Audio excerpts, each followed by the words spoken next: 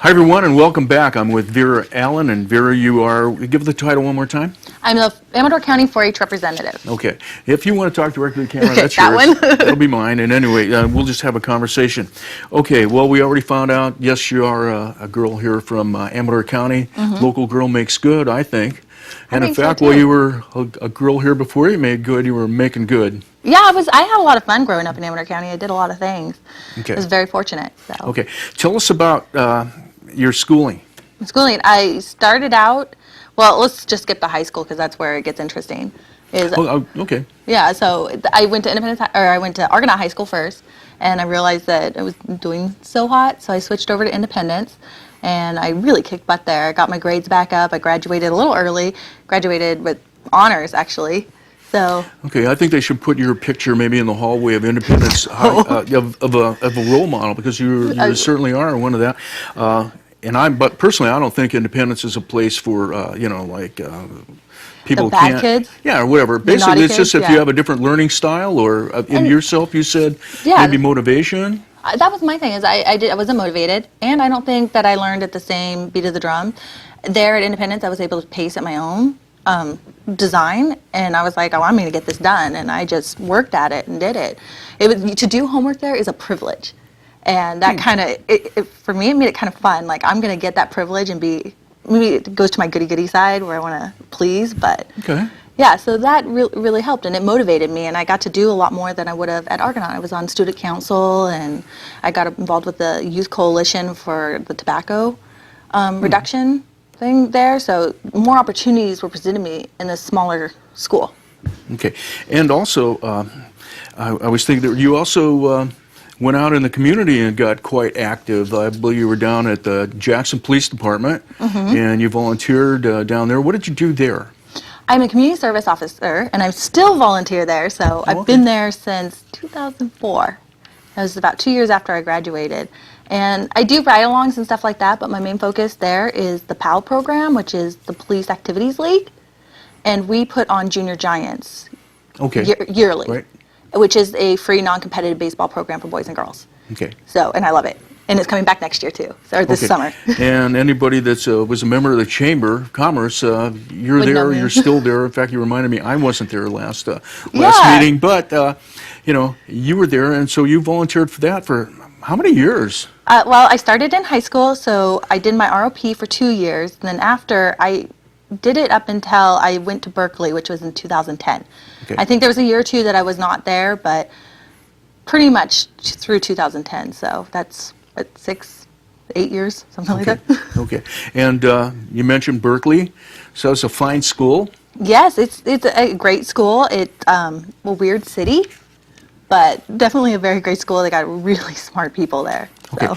And your majors was?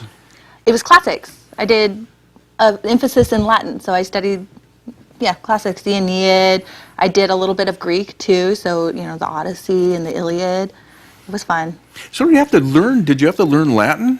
I did. I did learn Latin. I actually tutor it now. Oh, okay. So for a couple kids in Amador County who are on homeschool. Okay. I know there's Italian, but is there a Latin club? There is a Latin club in Amador County. Right. I'm not part of it, but one of the homeschool groups does have a Latin club, and I'm really excited about it. I can't remember their name. I think it's like Latin Geeks. Okay. So they go to Rome and do the Latin stuff there too. I don't know if it's annually or every other year, but yeah, it sounds exciting. I want to get involved with that. It's not quite a dead language. There's a few people that still speak it, right? Hey, you know what? It's a language at the Vatican. It's really amazing too. When I was working on our website, we used Joomla, and the key pages, like the pages that you looked at, they were in Latin. And they came up, so like the template pages, and they would go through, and I'd be like, "Oh my gosh, isn't that strange?" Yeah. And I could read some of it. Okay. So yeah, some of the gibberish that they put in the templates are Latin. Right. And of course, a really good reason to know that is because, probably about 80% of our words come from Latin. And you know what's then 10 from Greek, or 20 from Greek.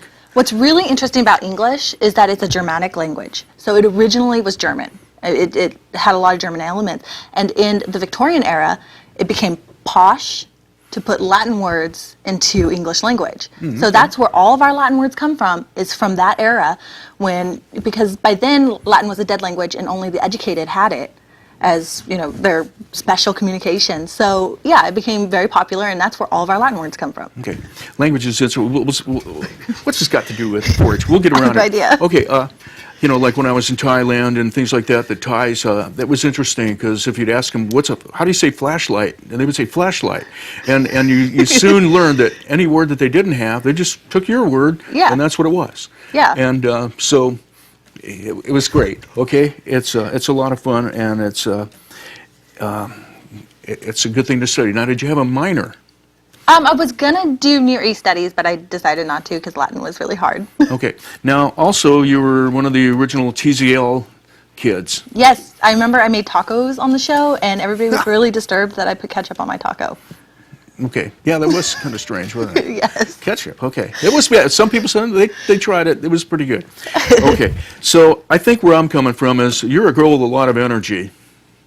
Yeah, and a lot of irons in the fire. Okay, that's good because it seems to me that you would need that to run that 4-H program. Yes, definitely. There's so many different aspects. You're dealing not only with just youth members, but you have the adult volunteers who need help. And then we also have the state level to go to and national level. There's all these different elements that we need to combine. Now, are you finding it to where you're re-engineering a lot of the stuff? Maybe that's a wrong word or too heavy of a word, but were you able to just jump in and just run with everything, or? Right now I'm trying to get acclimated to how the clubs are being run right now, and figure out, is there a better way to do it? Is what we're doing working? And just analyze what is going on. So I haven't made a lot of changes, but I have brought in a lot of new projects, and I've been giving a lot of trainings for new volunteers, so they have a lot of energy that they're bringing into the project that's going to probably change the way that 4-H is in Amador County right now. I think there's a lot of new stuff happening. Okay, so how do most people, find out about 4-H? Maybe the parents. How do the parents find out about it?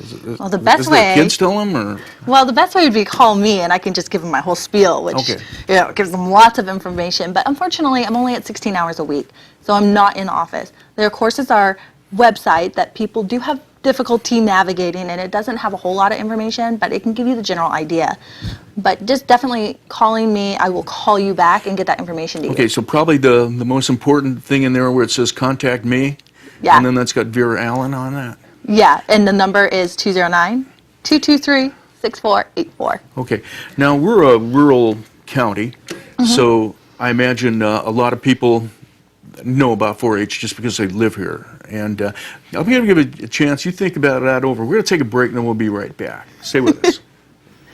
You're watching Amador County's local television network, TSPN.